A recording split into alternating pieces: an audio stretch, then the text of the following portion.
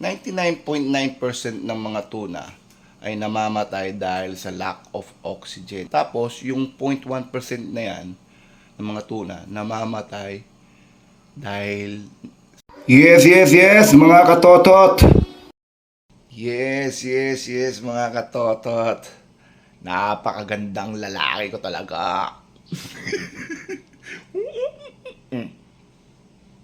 Kita nyo naman mga katotot.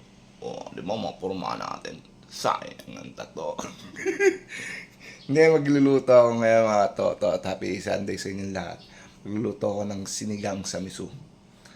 Ang aking niluluto, tuna ng pangalan tuna. Ha? Ayan ang mga ingredients. So, bahala na kayo. Tignan nyo na lang kung ano. Hindi na kailangan sabihin sa inyo. Hindi naman kayo bulag. Ha? Pinapainit ko. Gamit ko. Alam niyo ka lang ko. Social yung social yung tawag no? Kaldero ko. Yun yung tataka. Nababasa nyo? Nababasa nyo? Ayan. Ha? Nababasa nyo? Salad master, mga katotot. Yabang, no?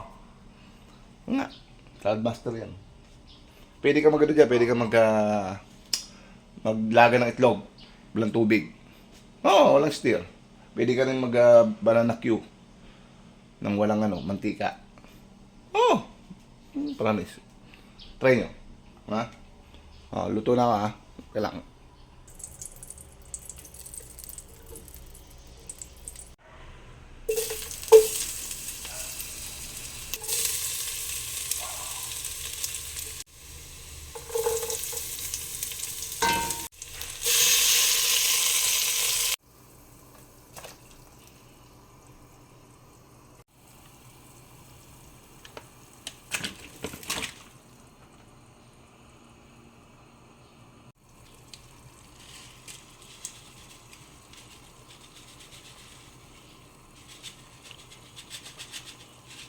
Baka naman, magic sarap.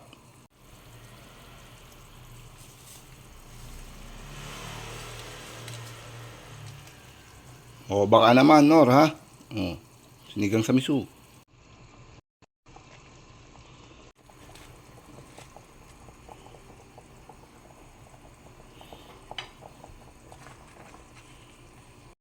Yes, mga katotot. Yan, may trivia ako sa inyo.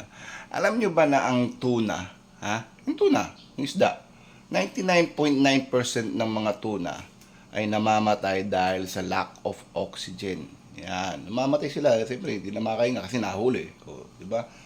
Tapos, yung 0.1% na yan ng mga tuna namamatay dahil sa pagkalunod.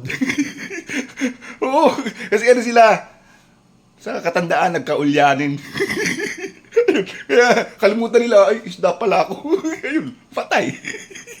Di, biro lang. Ayan na po mga katotot ang ating finished product na sinigang sa miso. Huwag nyo lang po sana overcook tong mustard, yung mustasa kasi pumapait pag overcook, ha? Okay, bye-bye. See you later, mga alligators.